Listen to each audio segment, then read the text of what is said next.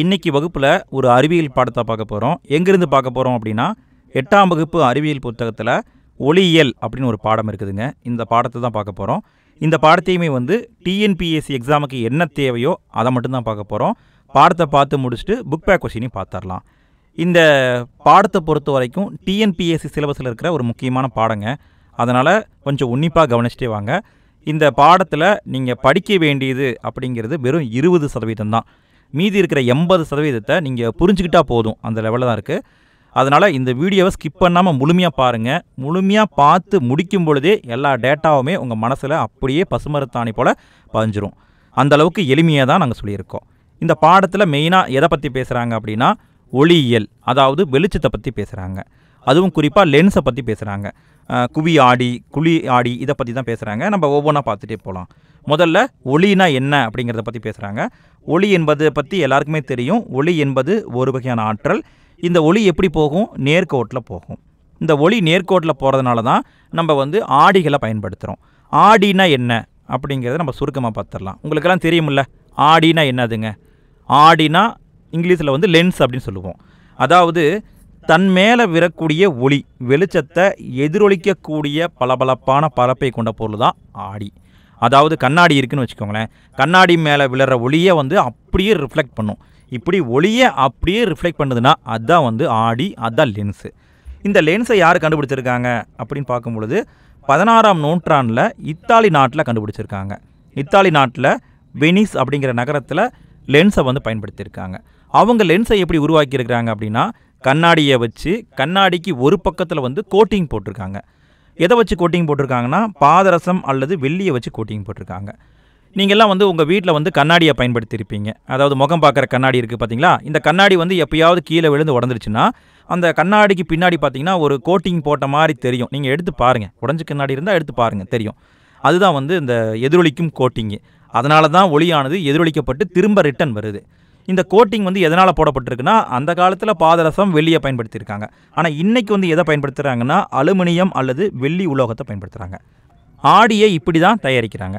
இந்த ஆடியை பொறுத்த வரைக்கும் நம்ம அதனுடைய வடிவத்தை வச்சு பொதுவாக 2 வகையாக பிரிக்கலாங்க. ஒன்று சமதள ஆடி, இன்னொன்று வளைவு ஆடி.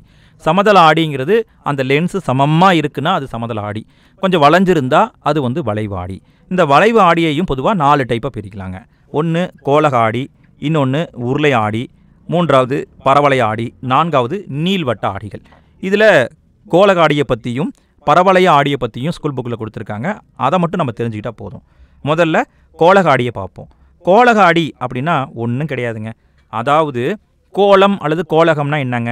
அதாவது ரவுண்டு ஷேப்பில் இருக்கிறது தான் நம்ம கோளம் அல்லது கோளகம்னு சொல்லுவோம்.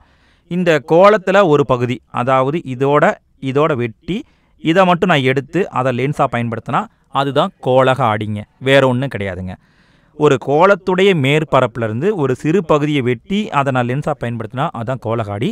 இந்த கோளக ஆடியில் மெயினாக கோட்டிங் போட எதை பயன்படுத்தியிருப்பாங்க அப்படின்னா வெள்ளி பூச்சு பூசப்பட்டிருக்கும்.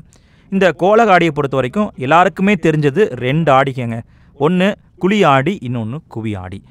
குவி ஆடினா என்ன, குழி ஆடினா என்னன்னு சுருக்கமாக பார்த்துடலாம். முதல்ல குழி ஆடியை பார்த்துடலாங்க. இந்த குழி ஆடினா என்னென்னா, அதாவது ஒரு கோளக ஆடி இருக்குன்னு வச்சுக்கோங்களேன். அந்த ஆடியில் ஏதாவது ஒரு பக்கம்தான் எதிரொலிக்கும். 2 பக்கமும் எதிரொலிக்குமானா எதிரொலிக்காது. எதிரொலிக்குமா? எதிரொலிக்காது. ஏன்னா ஒரு பக்கம் கோட்டிங் போட்டிருப்பாங்க, இன்னொரு பக்கம் தான் எதிரொலிக்கும். அந்த எதிரொலிக்கும் பக்கத்தை வச்சு தான் அது குழி ஆடியா அல்லது குவி ஆடியா அப்படின்னு முடிவு பண்ணுறாங்க. இப்போ குழி ஆடி அப்படின்னா இதை பாருங்களேன், இதுதான் குழி ஆடி. இதுவும் ஒரு கோளக ஆடி தான். ஆனால் எதிரொலிக்கும் பரப்பு எந்த பக்கம் இருக்கும்னா இந்த பக்கம் தான் இருக்கும். இந்த பக்கம் ஒளிப்பட்டு இப்படி ரிஃப்ளெக்ட் ஆகும். ஏன்னா இந்த சைடு இருக்குது பார்த்தீங்களா, இந்த சைடு கோட்டிங் போட்டிருப்பாங்க. இந்த சைடு ஒளிப்பட்டால் எதிரொலிக்காது.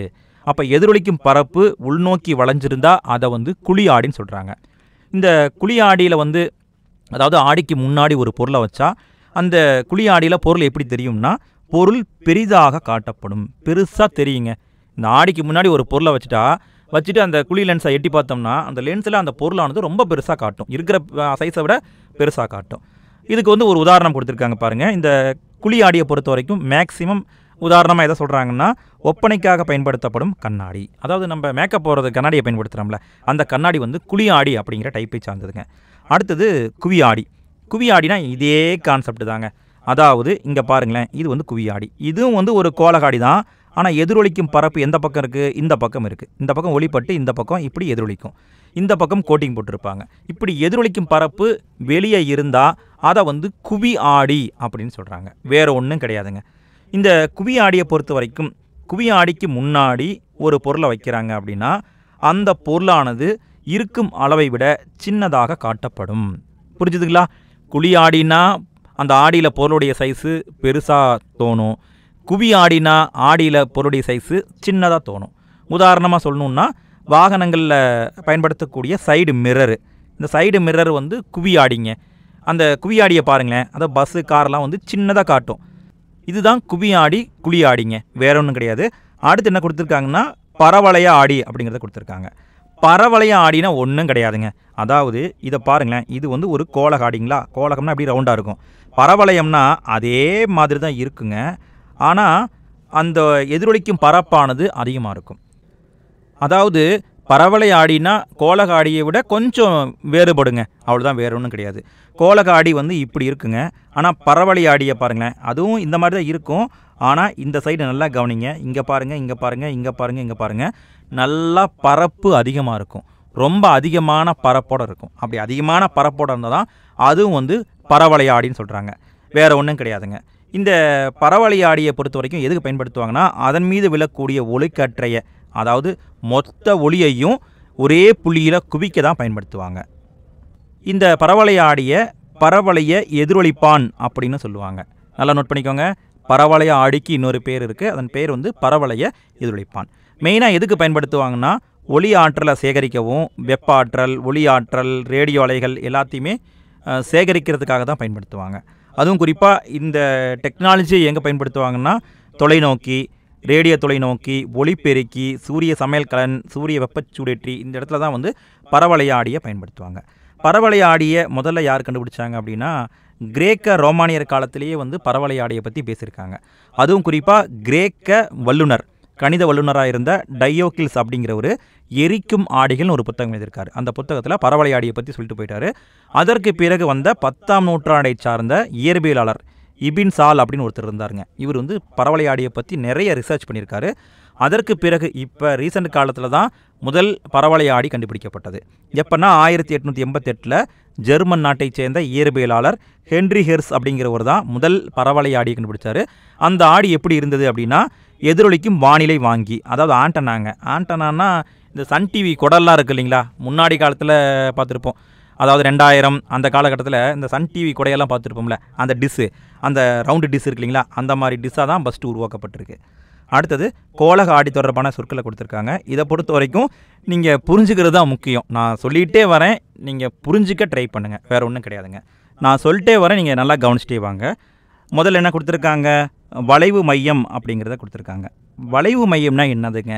அதாவது ஒரு கோலக ஆடி இருக்குதுன்னு வச்சுக்கோங்களேன். ஒரு ஆடி எப்படி இருக்கும்? கோலகம், ரவுண்டு ஷேப்பில். இந்த ரவுண்டு பாருங்களேன், இது வந்து ரவுண்டு ஷேப்பில் இருக்கா? இந்த ரவுண்டு ஷேப்பில் இதோட கட் பண்ணி இதைத்தான் நான் லென்ஸாக பயன்படுத்திக்கிட்டு இருக்கேன்னு வைங்களேன். இதை கொண்டு போய் நான் அந்த கோலத்தோட ஒட்ட வச்சேன்னா அந்த கோலத்துக்கு, அதாவது அந்த ரவுண்டுக்குன்னு ஒரு மையம் இருக்கும் இல்லைங்களா? அந்த ரவுண்டுக்குன்னு சொல்லிட்டு ஒரு மையம் இருக்கும்ல, அதுதான் வந்து வளைவு மையம். அது எங்கே இருக்கும்? இங்கே இருக்குங்க. இதுதான் வந்து வளைவு மையம். இதை சி அப்படிங்கிற ஆங்கில எழுத்தால் குறிப்பிடுவாங்க, வேற ஒன்றும் கிடையாதுங்க. அதாவது கோலக ஆடி எதிலிருந்து தயாரிக்கப்பட்டதோ அந்த கோலத்துடைய மையம்தான் வளைவு மையம், வேற ஒன்றும் கிடையாதுங்க. இதை சி அப்படின்னு குறிப்பிடுவாங்க. அடுத்தது ஆடி மையம். ஆடி மையம் அப்படிங்கிறது என்னன்னு கேட்டிங்கன்னா கோலக ஆடியுடைய வடிவியல் மையம். அதாவது நான் லென்ஸாக எதை பயன்படுத்துகிறேன்? இதை பயன்படுத்துகிறேன். அதை கட் பண்ணி இதை நான் லென்ஸாக பயன்படுத்துகிறேன்ல, இதுக்கும் ஒரு மையப்புள்ளி இருக்கும்ல, இதுதான் வந்து மையப்புள்ளி. இதுதான் வந்து ஆடி மையம். அந்த ஆடியுடைய மையப்புள்ளி அதான் ஆடி மையங்க. இதை வந்து பி அப்படிங்கிற எழுத்தால் குறிப்பிடுவாங்க. அடுத்தது வந்து வளைவு ஆரம். வளைவு ஆரம் அப்படிங்கிறது இந்த கோலக மையம் இருக்கு இல்லைங்களா? அதாவது இந்த புள்ளி, இந்த மையப்புள்ளி, இதுவுக்கும் ஆடி மையத்துக்கும் இடைப்பட்ட தொலைவு எவ்வளோ டிஸ்டன்ஸ் இருக்குதோ அதுதான் வந்து வளைவு ஆரம் அப்படின்னு சொல்லக்கூடியதுங்க. இதை ஆர் அப்படிங்கிற எழுத்தால் குறிப்பிடுவாங்க. புரியுதுங்களா? அடுத்தது முதன்மை அச்சு. முதன்மை அச்சு அப்படிங்கிறது என்னென்னு கேட்டிங்கன்னா ஆடி மையத்தையும் வளைவு மையத்தையும் இணைக்கும் நேர்கோடு. அதாவது இந்த பிக்சரை காட்டுறேன் பாருங்களேன். அதாவது இது வந்து ஆடியுடைய மையங்க. இது வந்து என்னென்னு கேட்டிங்கன்னா இதுதான் வளைவு மையம். இது வந்து வளைவு மையம். இதை இணைக்கக்கூடிய ஒரு நேர்கோடு தான் வந்து முதன்மை அச்சு அப்படின்னு சொல்லக்கூடியதுங்க.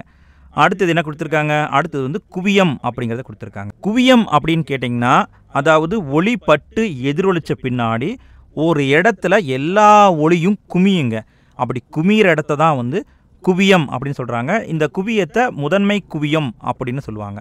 இதை எஃப் என்ற எழுத்தால் குறிப்பிடுவாங்க. இங்கே பாருங்களேன், அதாவது இது வந்து லென்ஸுங்க.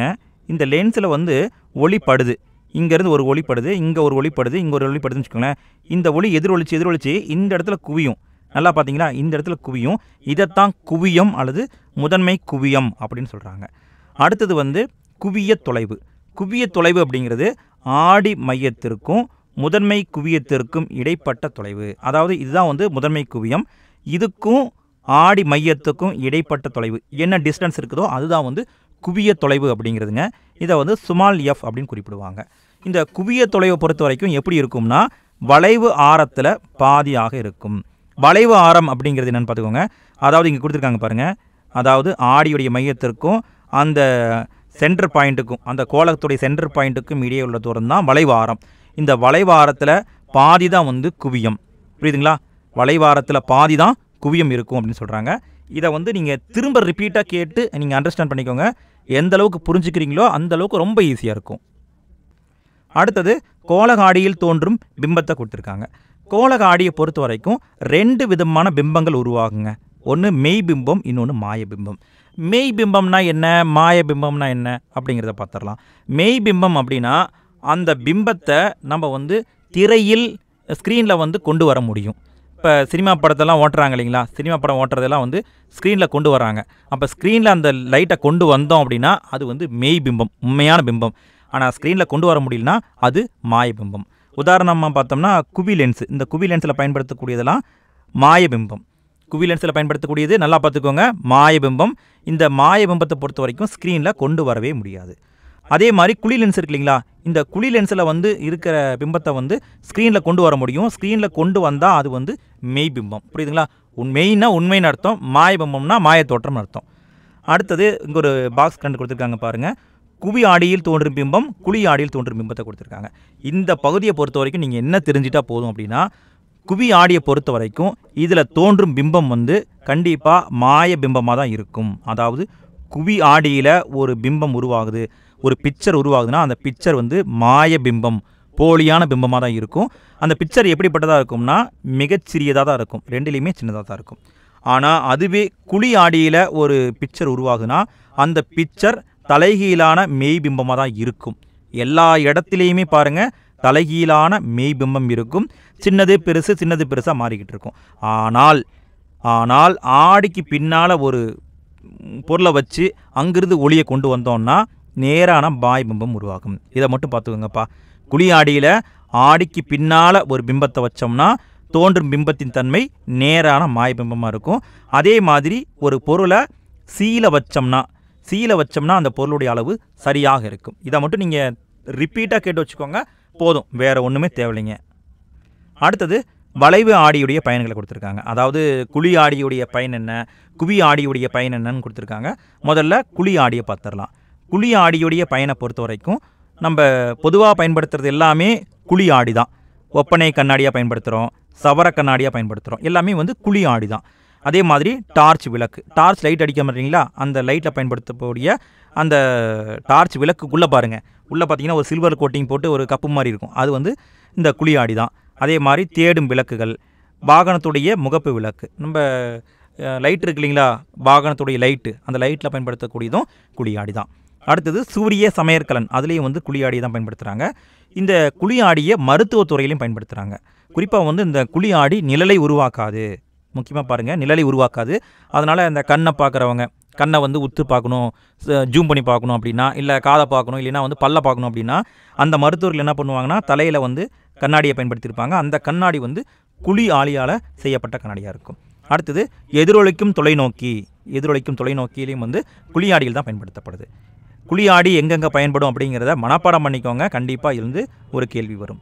அடுத்தது குவி ஆடியை பொறுத்த வரைக்கும் ரொம்ப கம்மியாக தான் பயன்படுத்துகிறாங்க. எங்கே பயன்படுத்துகிறோம் அப்படின்னா வாகனங்களில் பின்காட்சி ஆடியாக பயன்படுத்துகிறோம், அதாவது சைடு மிரராக நம்ம பயன்படுத்துகிறோம். அடுத்தது அங்காடிகளில் பயன்படுத்துகிறாங்க. அங்காடி ஸ்கூல்லாம் பயன்படுத்துவாங்க. ஒரு இடத்துல ஒரு கண்ணாடியை வந்து சொறி வச்சுருவாங்க. அந்த கண்ணாடி பக்கத்தில் எங்கே நின்றுட்டு இருந்தாலும் அந்த பிக்சர் வந்து தெரியுற மாதிரி இருக்கும். அது மட்டும் இல்லாமல் குறுகிய வளைவு கொண்ட கட்டடத்துடைய சுவர் அல்லது கூரையில் வந்து பயன்படுத்துவாங்க. இல்லைன்னா நுட்பமான வளைவுகளை பயன்படுத்துவாங்க. அதாவது இந்த கொடைக்கானல் போன்ற மலைப்பகுதியில் வந்து அந்த குறுகலான வளைவு இருக்கு இல்லைங்களா, அந்த ஊசி கொண்டை வளைவுன்னு சொல்லுவாங்க இல்லையா, அந்த இடத்துல வந்து பஸ் வரும்பொழுது பார்த்தீங்கன்னா அந்த கண்ணாடியை நிப்பாட்டி வச்சுருப்பாங்க. எதுக்கு அப்படின்னா அந்த பொருளை பற்றி தெரிஞ்சுக்கிறதுக்காக. இது பாருங்களேன், மலையில் வந்து அந்த கொண்டை ஊசி வளைவில் இப்படி நிப்பாட்டி வச்சுருப்பாங்க. இங்கே வந்து குவி ஆடிகள் வந்து பயன்படுதுங்க. அடுத்தது எதிரொலிப்பு விதிகளை பற்றி கொடுத்துருக்காங்க. எதிரொலிப்பு விதினா என்னங்க? எதிரொலிப்புனா முதல்ல என்னது? ஒரு பொருள் மீது ஒளிப்பட்டு அது திரும்ப ரிஃப்ளெக்ட் ஆகி போனால் அதான் எதிரொலிப்புன்னு சொல்கிறோம். இந்த எதிரொலிப்பை பொறுத்த வரைக்கும் அது 2 விதியை பேஸ் பண்ணி தான் நடக்குதுங்க. அந்த 2 விதியையும் மனப்பாடம் பண்ணிக்கோங்க. இதை வந்து கண்டிப்பாக கேட்பாங்க. முதல் விதி என்னன்னு கேட்டிங்கன்னா, படுகதிர், எதிரொலிப்பு கதிர், படுபுள்ளியில் வரையப்பட்ட குத்துக்கோடு எல்லாம் ஒரே தளத்தில் தான் அமையும். அப்படி அமைஞ்சாதான் எதிரொலிப்பு நடக்கும். அதாவது பாருங்களேன், இது வந்து ஒரு தளம். இந்த தளத்தில் வந்து இது வந்து படுகதிருங்க. ஒரு கதிர் பட்டு அந்த கதிரானது எதிரொலிக்குது, இப்படி போகுது. இந்த படுகதிர், எதிரொலிப்பு கதிர், அடுத்தது இந்த தளம். இந்த தளத்துக்கு நேராக ஒரு குத்துக்கோட்டை வரைகிறோம்னா இந்த 3 எங்கே இருக்குது? இது 3 எங்கே இருக்குது? ஒரே தளத்தில் தான் இருக்குது. இந்த ஒரே தளத்தில் அமைஞ்சாதான் எதிரொலிப்பு நடக்கும். அடுத்தது படுகோணமும் எதிரொலிப்பு கோணமும் எப்பையும் சமமாகத்தான் இருக்கும். அதாவது இங்கே என்ன கோணம் படுதோ அந்த கோணம் தான் எதிரொலிக்கும். இங்கே 40 டிகிரினா இங்கேயும் 40 டிகிரியாக இருக்கும். இங்கே 50னா இங்கேயும் 50 தான் மாறும். அப்போ இந்த ரெண்டுமே சமமாக தான் இருக்கும். இந்த ரெண்டும் தான் வந்து எதிரொலிப்பு விதிகள். அடுத்தது இங்கே ஒரு பாக்ஸ் கரண்ட் கொடுத்துருக்காங்க பாருங்கள். வெள்ளியே மிகச்சிறந்த ஒளி எதிர்ப்பு பொருள் அப்படின்னு சொல்கிறாங்க. அதனால தான் வெள்ளியை வந்து பயன்படுத்துகிறாங்களாம். இதை வந்து கேட்க வாய்ப்பு இருக்குது. மிகச்சிறந்த ஒளி எதிர்ப்பு பொருள் என்னன்னு கேட்டால் அது வெள்ளி தான். அடுத்து என்ன கொடுத்துருக்காங்க அப்படின்னா, அடுத்தது எதிரொலிப்பின் வகைகளை கொடுத்துருக்காங்க. இதை பொறுத்த வரைக்கும் பேசிக்காக தெரிஞ்சிட்டா போதும். ஒழுங்கான எதிரொலிப்பு, ஒழுங்கற்ற எதிரொலிப்பு. ஒழுங்கான எதிரொலிப்புனா அதாவது ஒரு பொருள் மேலே ஒளிப்பட்டு எல்லா ஒளிக்கதிருமே ரிஃப்ளெக்ட் ஆச்சுன்னா அது ஒழுங்கான எதிரொலிப்பு. இது எங்கே நடக்கும் அப்படின்னா, ஒன்று சமதள ஆழியில் நடக்கும், இன்னொன்று வந்து நிலையான தண்ணியில் நடக்கும். தண்ணி வந்து காற்றுல ஆடாமல் அப்படியே இருக்குன்னா அங்கே வந்து எதிரொலிப்பு வந்து அப்படியே நடக்கும். இது வந்து நிலையான எதிரொலிப்பு. அடுத்தது வந்து ஒழுங்கற்ற எதிரொலிப்பு அப்படின்னா அந்த எதிரொலிப்பானது கரெக்டாக நடக்காது. உதாரணமாக பார்த்தோம்னா, சுண்ணாம்பு பூசப்பட்ட ஒரு செவுத்துட்டு போய் நின்னா அங்கே ஒளிக்கதிர்கள் வந்து பரவலாக சிதறடிக்கப்படும். இது வந்து ஒழுங்கற்ற எதிரொலிப்பு அப்படின்னு சொல்லலாம். அடுத்து என்ன கொடுத்துருக்காங்கன்னா, பன்முக எதிரொலிப்பு அப்படிங்கிறத கொடுத்துருக்காங்க. பன்முக எதிரொலிப்புனா என்னன்னு கேட்டிங்கன்னா, அதாவது ஒரு எதிரொலிப்பானது மீண்டும் மீண்டும் எதிரொலிக்கிற மாதிரி பண்ணணும்னா அதான் பன்முக எதிரொலிப்பு. இது எங்கே பயன்படுத்துவாங்க அப்படின்னா, ஆடைகங்கள், அதாவது நம்ம ட்ரெஸ் எடுக்க போனோம்னா அந்த பெரிய பெரிய ஷாப்பிங் மாலில் பயன்படுத்துவாங்க. சிகை அலங்கார நிலையங்கள், நம்ம முடிவெட்ட போனோம்னா அந்த முடிவெட்டுற கடை இருக்குது பார்த்தீங்களா, அதில் வந்து கண்ணாடியை வச்சுருப்பாங்க. அந்த கண்ணாடி எப்படி பண்ணுவாங்கன்னா, ஒரு குறிப்பிட்ட ரேஞ்சில் ஒரு குறிப்பிட்ட டிகிரியில் வந்து அடுக்கி வச்சுருவாங்க. அப்படி பார்க்கும்பொழுது அந்த பிக்சரானது மீண்டும் மீண்டும் எதிரொலிக்கப்பட்டு அப்படியே நமக்கு தெரியும். இதான் வந்து பன்முக எதிரொலிப்புங்க.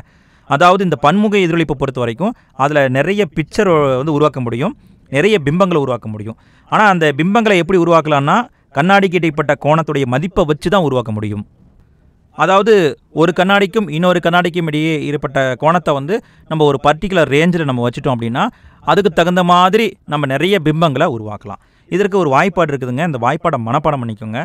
சமதள ஆடிகளுக்கு இடைப்பட்ட கோணம் வந்து டீட்டா அப்படின்னா அதில் தோன்றக்கூடிய பிம்பம் எத்தனை அப்படிங்கிறத கண்டுபிடிக்க வாய்ப்பாடு என்னென்னா, 360 டிகிரி வகுத்தல் டீட்டா -1. இந்த ஃபார்முலாவை மனப்பாடம் பண்ணிக்கோங்கப்பா. அடுத்து ஒரு கொஷின் இருக்குது. அந்த கொஷினை போடும்பொழுதே உங்களுக்கு தெரியும். அடுத்தது இந்த கண்ணாடிகளை வந்து ஒன்றுக்கு ஒன்று இணையாக அமைச்சோம்னா, அதாவது முக்கியமான பாயிண்ட்டை கவனிங்க. 2 கண்ணாடி எடுத்து அல்லது நிறைய கண்ணாடி எடுத்து ஒன்றுக்கு ஒன்று இணையாக வச்சோம்னா முடிவில்லாத எண்ணிக்கையில், அதாவது நமக்கு தேவையான எத்தனை பிம்பத்தை வேணாலும் உருவாக்கிக்கலாம் அப்படின்னு சொல்கிறாங்க. இப்படி பல முறை எதிரொலிக்க வைக்கிறது தான் பன்முக எதிரொலிப்பு. அடுத்தது ஒரு கணக்கு இருக்குது பாருங்கள். ஒன்றுக்கொன்று 90 டிகிரி கோண சாய்வில் வைக்கப்பட்ட 2 சமதள கண்ணாடிக்கு இடையே தோன்றும் பிம்பத்தின் எண்ணிக்கையை காண்கன்னு கொடுத்துட்டாங்க. அப்போ கோணத்தை கொடுத்துட்டாங்க. நமக்கு முன்னாடி வாய்ப்பாடு தெரியும். முன்னாடியே படிச்சிட்டிங்கள, இன்னும் படிக்கலையா? படிச்சிருங்க. 360 டிகிரி வகுத்தல் டீட்டா -1. இதில் வந்து இந்த டீட்டாவுக்கு பதிலாக 90ன்னு அப்ளை பண்ணுறோம். 90ன்னு அடித்தோம்னா 4 -1 என்னது 3. அப்போ 3 பிம்பங்களை உருவாக்க முடியும். இப்படி கூட கொஷின் வரும் டிஎன்பிசியில். ஸோ தெரிஞ்சு வச்சுக்கோங்க, இதெல்லாம் பேசிக் தான். அடுத்தது இந்த பன்முக எதிரொலிப்பால் செயல்படக்கூடிய 2 கருவிகளை கொடுத்துருக்காங்க. ஒன்று வந்து கலைடாஸ்கோப்பு, இன்னொன்று வந்து பெரிஸ்கோப்பு. இது எங்கன்னா நம்ம விளையாட்டு பொம்மையில் பயன்படுத்துவோம். இது எப்படி பயன்படுது அப்படின்னா, ஒளியுடைய பன்முக எதிரொலிப்பு அப்படிங்கிற தத்துவத்தின் அடிப்படையில் செயல்படுதுங்க. 2க்கு மேற்பட்ட கண்ணாடி வச்சுருவாங்க. அந்த கண்ணாடி வந்து உள்ளே வந்து எதிரொலிக்கும். இதை பாருங்களேன், இதுதான் வந்து கலைடாஸ்கோப்பு. உள்ளே வந்து பார்த்தா நிறைய எதிரொலிப்பு இருக்கும், நிறைய பிம்பத்தை காட்டும். இதான் வந்து கலைடாஸ்கோப் அப்படின்னு சொல்லக்கூடியதுங்க. இதை வந்து விளையாட்டு பொருளாக நம்ம பயன்படுத்துவோம். அடுத்தது வந்து பெரிஸ்கோப்பு. இந்த பெரிஸ்கோப் அப்படிங்கிறத ஒரு குறிப்பிட்ட ரேஞ்சில் பயன்படுத்துவாங்க. பட் இதனால் நிறைய யூசேஜ் இருக்குதுங்க. குறிப்பாக வந்து நீர்மூழ்கி கப்பலில் வந்து பயன்படுத்துவாங்க.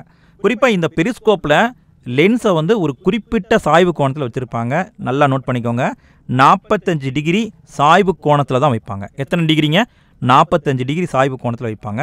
அப்படி வைக்கிறதுனால கரெக்டான எதிரொலிப்பு நடந்து மேலே என்ன பொருள் இருக்குது அப்படிங்கிறத நம்ம கண்டுபிடிக்க முடியும். இங்கே பாருங்களேன், இந்த பிக்சரை பார்த்தா தெரியும்.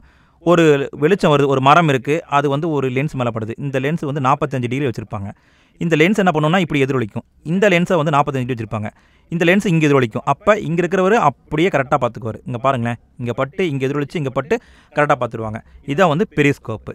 இந்த பெரிஸ்கோப்பை பொறுத்த வரைக்கும் இன்றைக்கி லெவலில் வந்து நிறைய அட்வான்டேஜாக மாறிடுச்சு. அதனால் இன்றைக்கி என்ன பயன்படுத்துகிறாங்கன்னா, ஹை லெவலில் பார்க்கணும் அப்படிங்கிறதுக்காக கண்ணாடிக்கு பதிலாக ஒளி இலைகள், ஆப்டிக்கல் ஃபைபரை பயன்படுத்துகிறாங்க. இந்த பெரிஸ்கோப்பை பொதுவாக எதுக்கு பயன்படுத்துகிறாங்க அப்படின்னா, நிறைய யூசேஜ் இருக்குதுங்க. அதாவது போர்களில் வந்து பயன்படுத்துகிறாங்க, நீர்மூழ்கி கப்பலை கண்டுபிடிக்க பயன்படுத்துகிறாங்க, பதுங்கு குழியில் ஏதாவது இருக்கா அப்படின்னு கண்டுபிடிப்பாங்க. அதாவது பதுங்கு குழியில் உட்காந்துட்டு மேலே தூக்கி இதை காட்டி மேலே ஆள் நடமாட்டம் இருக்கா அப்படின்னு கண்டுபிடிக்க பயன்படுத்துவாங்க. அதே மாதிரி தடை செய்யப்பட்ட இராணுவ பகுதிக்கு நம்ம போக வேண்டாம் அப்படின்னா இந்த பெரிஸ்கோப்பை பயன்படுத்தி ஈஸியாகவே நம்ம அந்த இடங்களை வந்து போட்டோ எடுக்க முடியும்.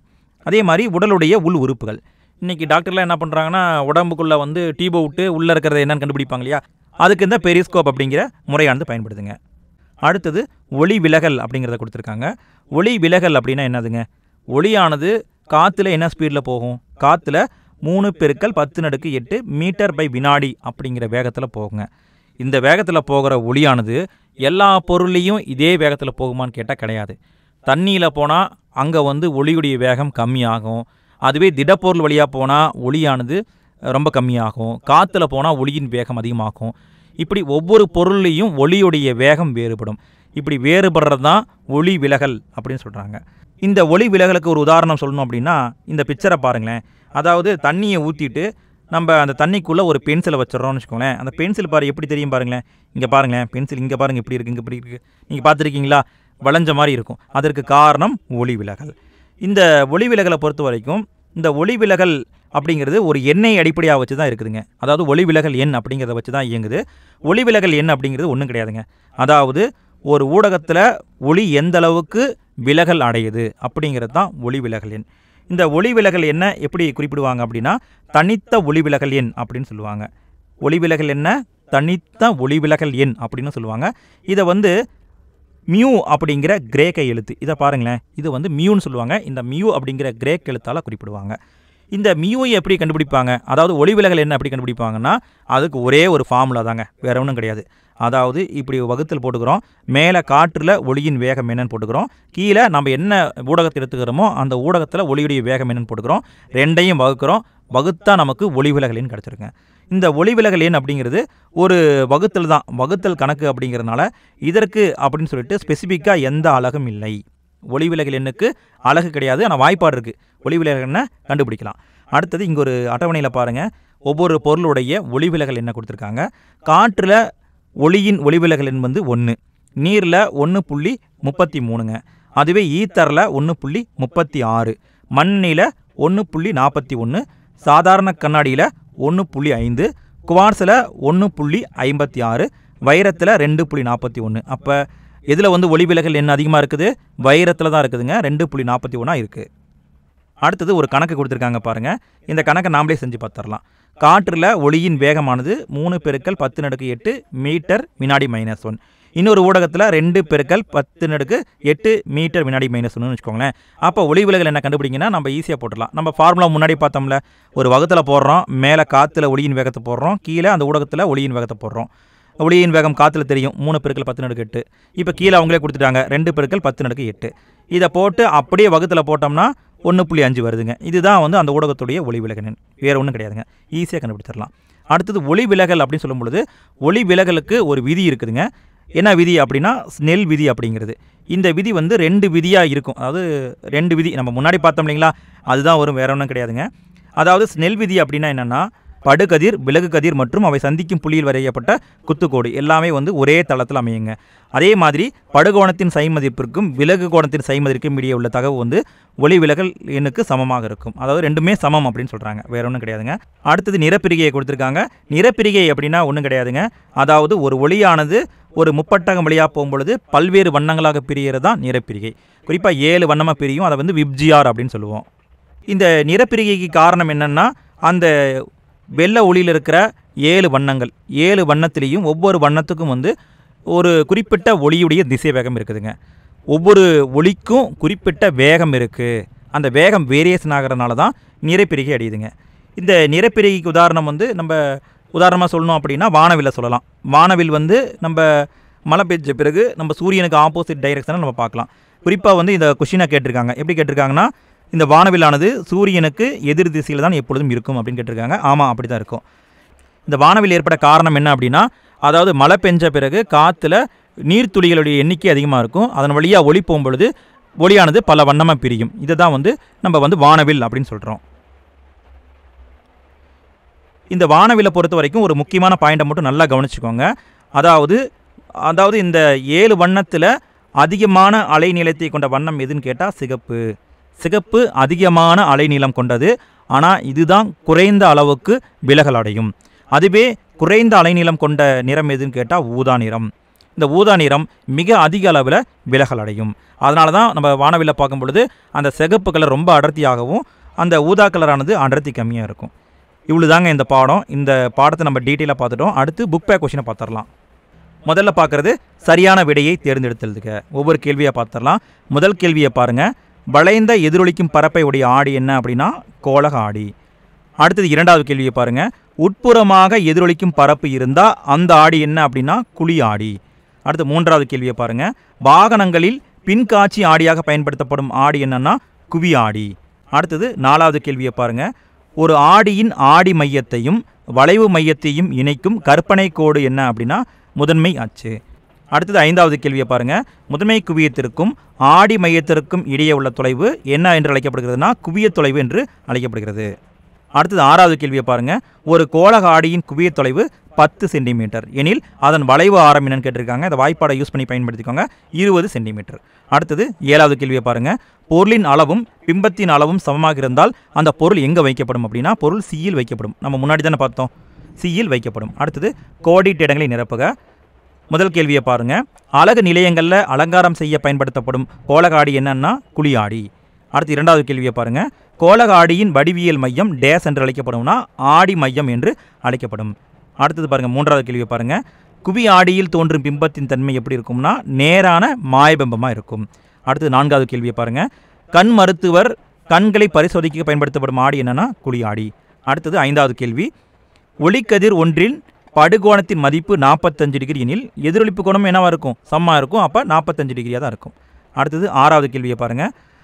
இணையாக உள்ள 2 சமதள ஆடிக்கிடையே ஒரு பொருளானது வைக்கப்பட்டால் உருவாகும் பிம்பங்களின் எண்ணிக்கை என்னென்னா இணையான 2 சமதள ஆடிக்கிடையே அந்த பொருளை வச்சோம்னா அந்த பிம்பத்தின் அளவு முடிவில்லா எண்ணிக்கையில் உருவாகும். எத்தனை பிம்பத்தை வேணாலும் உருவாக்கிக்கலாம். இந்த வீடியோ உங்களுக்கு பயனுள்ள வகையில் இருந்திருக்குன்னு நினைக்கிறேன். இந்த வீடியோ உங்களுக்கு ரொம்ப யூஸ்ஃபுல்லாக இருந்தது அப்படின்னா மறக்காமல் வீடியோக்கு ஒரு லைக் பண்ணிடுங்க. வீடியோ எப்படி இருந்தது அப்படிங்கிற ஃபீட்பேக்கை மறக்காமல் கமெண்ட்டில் போட்டு விடுங்க. அடுத்த வீடியோவில் சந்திக்கலாம். நன்றி.